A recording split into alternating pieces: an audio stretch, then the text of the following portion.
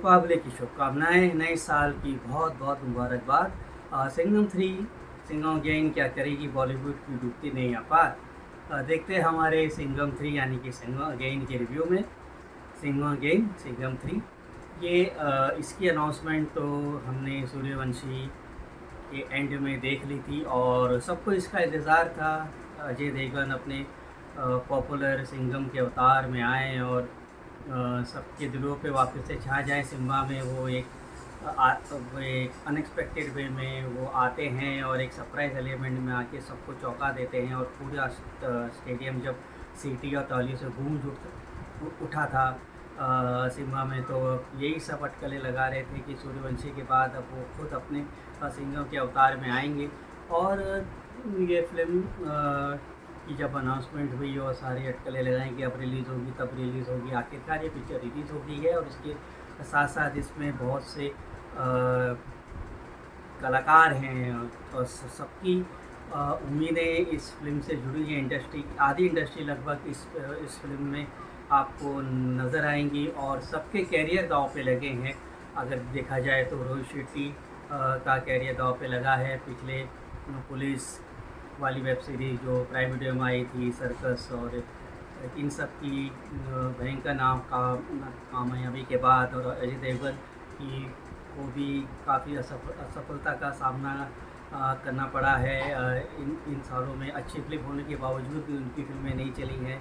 और टाइगर श्रॉफ को भी एक हिट की बहुत ज़रूरत है, रणवीर सिंह को हिट की बहुत ज़रूरत है, अक्षय कुमार को हिट की बहुत ज़रूरत है। तो सबको एक सक्सेस चाहिए और इस पिक्चर से काफ़ी उम्मीदें लगाई जा रही हैं कि ये दिवाली पे कमाल करेंगी और सबका बेड़ा पार करेगी। और जब इसका ट्रेलर आया जो इसमें प्रभु श्री राम का इनकॉर्पोरेशन रामायण का इसके अंदर देखा गया, तो सबको लगा कि शायद हो सकता है कि नैया पार हो सकती है, चांसेस है। उसका बैकलैश भी हुआ, कुछ लोगों को लगा कि ये क्या है, कैसा है, ये बिना मतलब का डाला जा रहा है, प्रभु ही इसकी नैया पार लगाएंगे। तो फिर आखिरकार ये फिल्म रिलीज़ हो गई है और इसको जो इसकी जो सबसे बड़ी यूएसपी है वो इसका रामायण के साथ जो इनकॉर्पोरेट करने की कोशिश की है। मैंने ट्रेलर में भी कहा था कि ये रोहित शेट्टी की सिंघम के रोहित शेट्टी की स्टाइल की रामायण है। कहानी सूर्यवंशी से आगे से शुरू होती है कश्मीर में।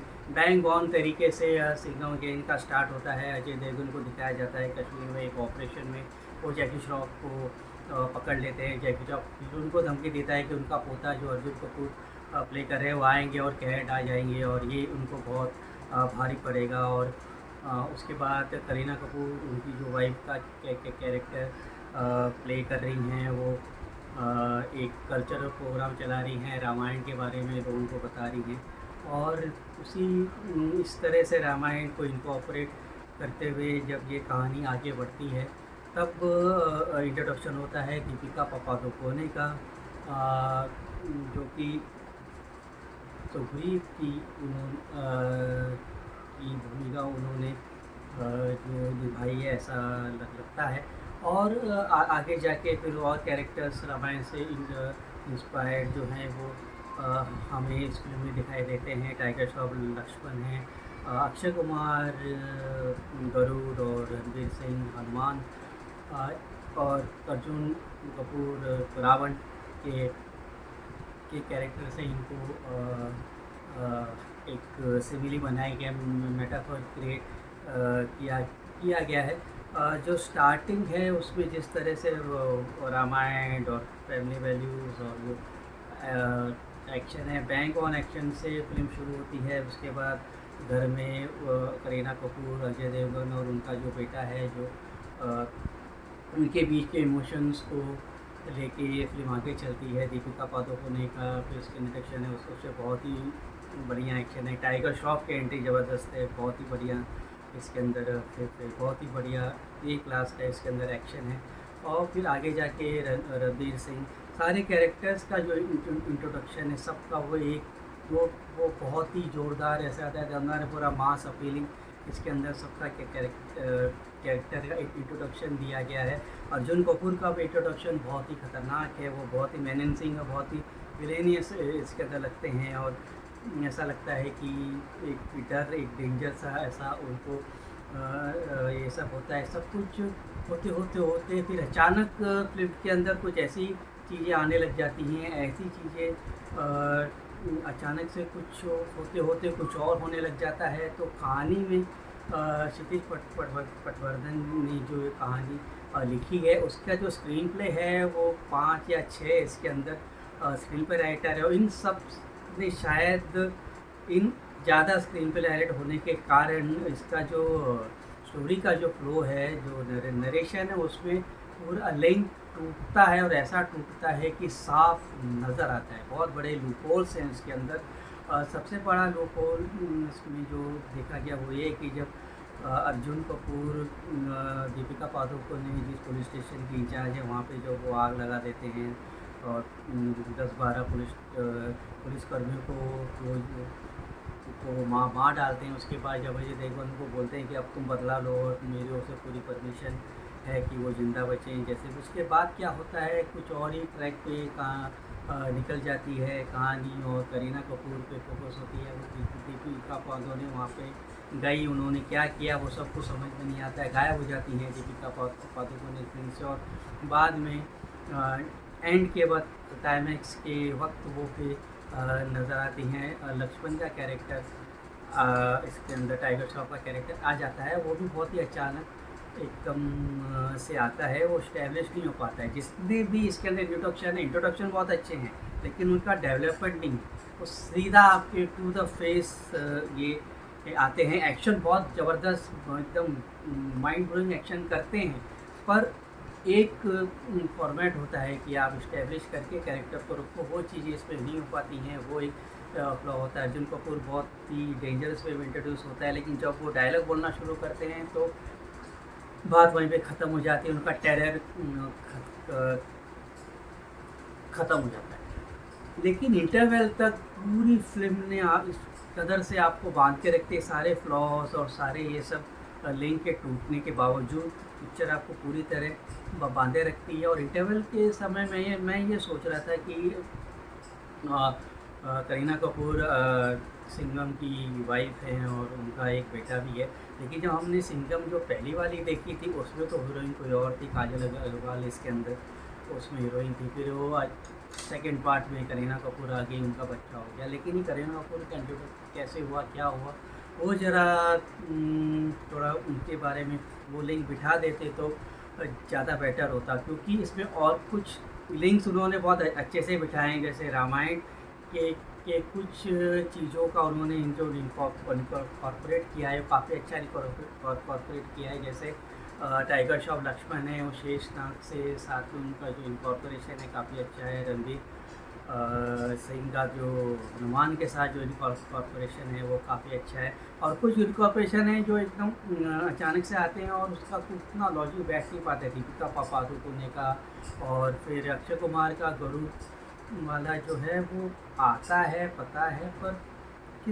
कैसे वो डेवलप नहीं हो पाता, तो वो चीज़ उतनी असर नहीं करती कि जितना असर करना चाहिए। और रणवीर सिंह का दूसरा भी एक लिंक दिखाया था कि वो बचपन से सिंघम को एडमायर करते हैं, उसी तरह टाइगर श्रॉफ भी सिंघम को एडमायर करता है। तो बहुत सी चीज़ें हैं। रोहित शेट्टी ने इस फिल्म में जो राइटर्स हैं उन्होंने बहुत सी चीज़ों को लेके साथ में लेके चलने की कोशिश की है। सिंघम की फ्रेंचाइज, उसके आगे का जो उसके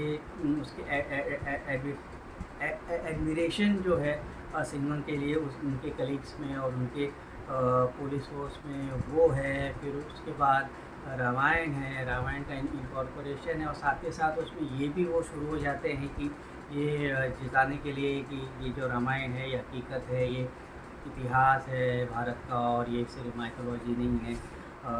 श्रीलंका में वो रावण के ट्रेसेस और हनुमान के वो सारे ट्रेसेस जो हमको राम सेतु में हमने जो फील किया था, वैसी फीलिंग भी कहीं कहीं पे आनी शुरू हो जाती है। लेकिन इतने फ्लॉज के बाद भी फिल्म आपको बांधे रखती है, एक्शन आपको पूरा एंटरटेन करता है। सेकेंड हाफ में फिर जब रणवीर सिंह का कैरेक्टर आता है तो कॉमेडी करते हैं, कुछ कॉमेडी एकदम फ्लैट पड़ती है, लेकिन कुछ कॉमेडी में हंसी आपको ज़रूर आती है।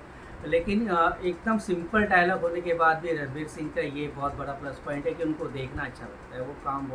वो बहुत फ़नी उसके अंदर लगते हैं सिंपल कॉमेडी के बावजूद भी। और फिर अक्षय कुमार का जो है कि कैरेक्टर, जब अक्षय कुमार जब आके इंट्रोड्यूस होते हैं बहुत अच्छा लगता है, लोग सीटी बजाते हैं। लेकिन एक कैमेरेट, एक जुड़ाव और एक ब्रदरहुड, एक भाईचारा जो हमको मैंने एक्सपेक्ट किया था कि जब अक्षय कुमार और अजय देवगन आमने सामने आएंगे तो वो मुझे महसूस नहीं हुआ। और दूसरा इस और एक जो इसके अंदर बहुत बड़ा फ्लॉज और माइनस पॉइंट मुझे लगा कि एक तो जिसका जो मेन विलन है अर्जुन कपूर, उसका इंट्रोडक्शन नो डाउट एकदम इवेल, बहुत ही इवेल, बहुत ही वैशी, बहुत ही एकदम ख़तरनाक तरीके से उसका इंट्रोडक्शन हुआ है। लेकिन जब वो मुंह खोलते हैं, क्योंकि वो एक्टर उतने अच्छे नहीं हैं, तो वो उसको अपने कैरेक्टर को ही नहीं संभाल पाते। उनकी डायलॉग डिलीवरी बहुत फ्लैट है।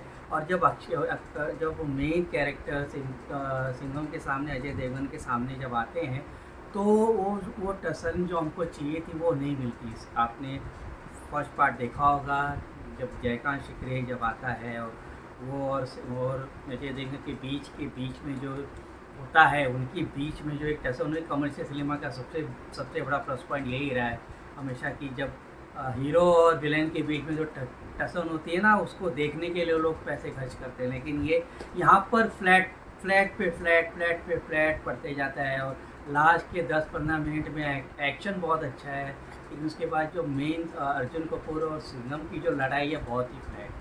कुछ उसमें है, मतलब इतना डेवलप करने के बाद कैरेक्टर इतना ठंडा कर देते हो आप। और अर्जुन कपूर देख के भी ऐसा नहीं लगता है ना कि उसके अक्षय कुमार, टाइगर श्रॉफ, रणवीर सिंह, अजय देवगन, ये सब उसके इतना वो पावरफुल है कि उसके पीछे पड़ जाएंगे। वो कोई अमरीश पुरी वैसा तो नहीं है ना ही वो एवेंजर्स का थोर है कि सारे उसके पीछे लगे। तो यहाँ पर शुक्र गड़बड़ कर जाते हैं। लेकिन उन्होंने बुरी फिल्म नहीं बनाई है, एक अच्छी एंटरटेनिंग फिल्म है।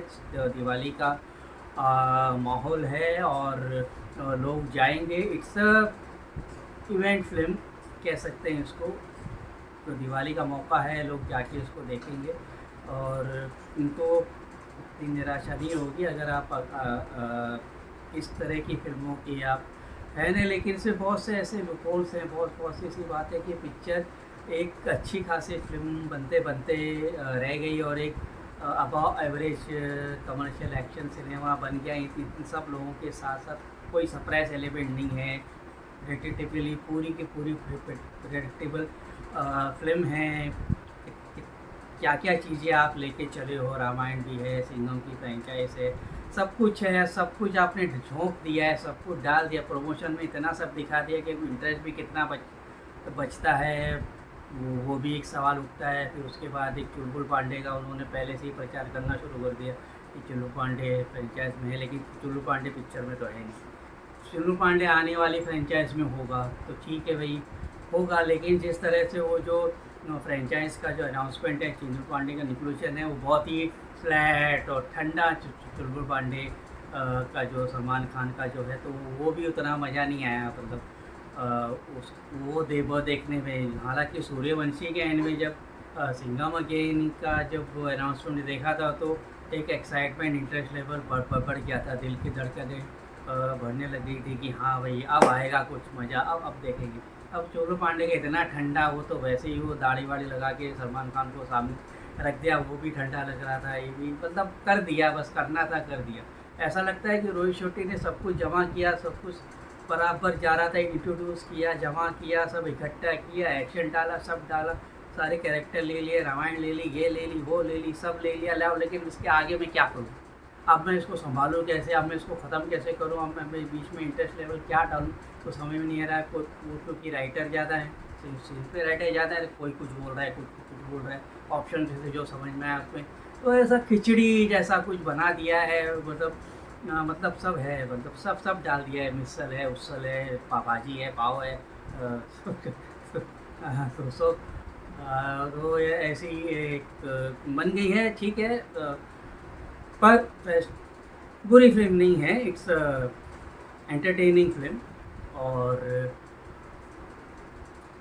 मैं इसको दूंगा इसके एक्शन के लिए, और इसकी सिनेमेटोग्राफी जो है अव्वल दर्जे की है, first top class cinematography, background music, action. Ajay Devgan के लिए मैं इसको 3 स्टार दूंगा। आप ये फ़िल्म देखिए और हमको बताएं कि आपको ये फ़िल्म कैसी लगी। और हमारा चैनल अभी तक फॉलो नहीं किया है तो हमारा चैनल फॉलो करिए, हम ऑनेस्ट रिव्यू देने की कोशिश करते हैं। और तब तक के लिए मैं आपका ख्याल वर्मा आपसे इजाज़त चाहूँगा। नमस्कार, खुश रहें, आबाद रहें, अपना ख्याल रखें, अपनों का ख्याल रखें। दिवाली का मौका है, सेफ रहें।